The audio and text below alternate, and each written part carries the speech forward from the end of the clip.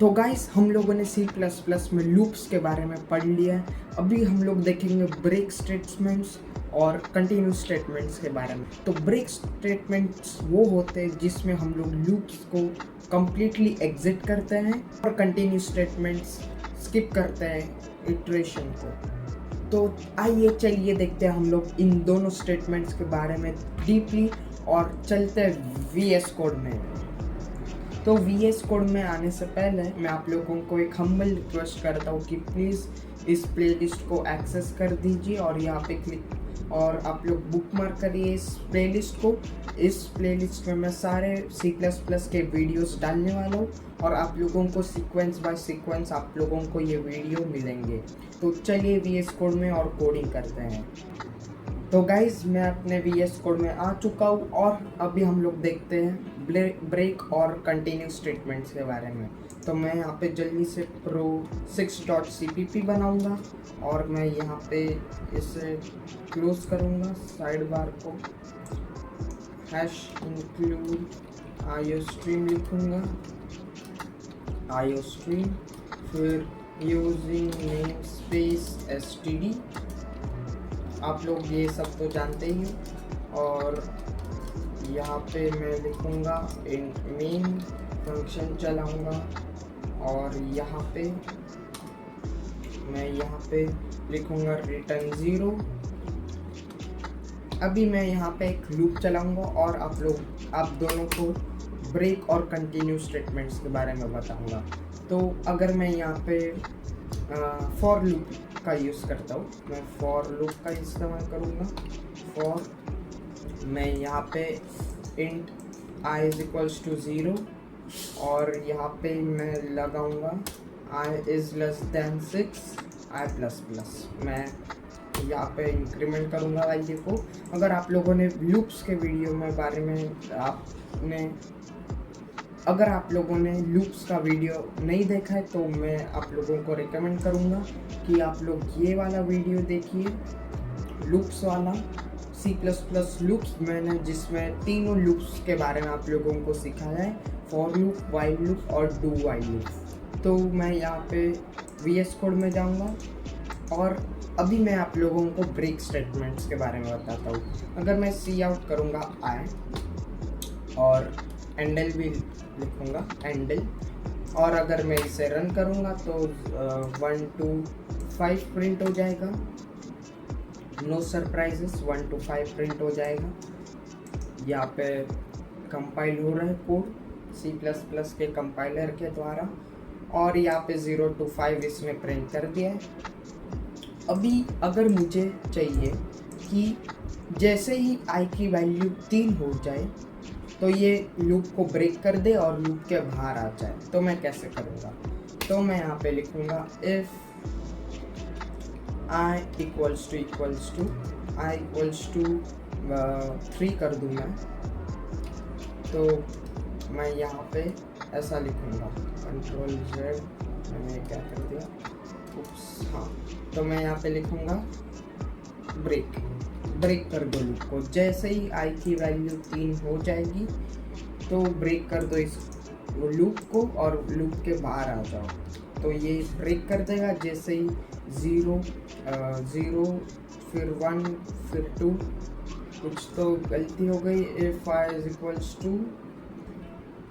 = यहाँ पे मैं डालूँगा i = 3, मैंने गलती से i = 3 कर दिया था।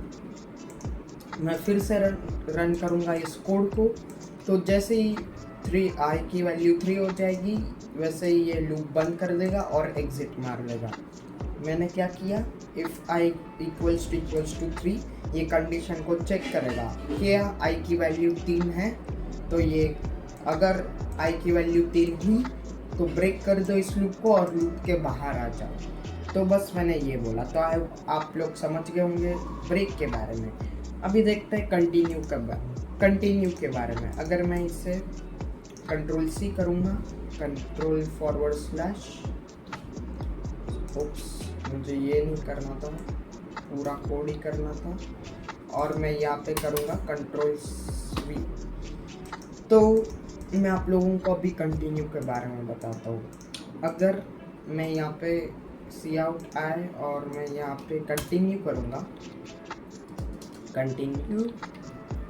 तो जैसे ही आई की वैल्यू 3 हो जाएगी तो ये वैल्यू स्किप कर देगा। आई की वैल्यू जो अगर 3 होगी तो ये कंटिन्यू जो स्टेटमेंट है ये ब्रेक कर दे, मतलब जो इटरेशन है वो उसे स्किप कर देगा और फिर बाद में फिर से एग्जीक्यूट होगा। देखो मैं आप लोगों को पूरा फ्लो बताता हूँ।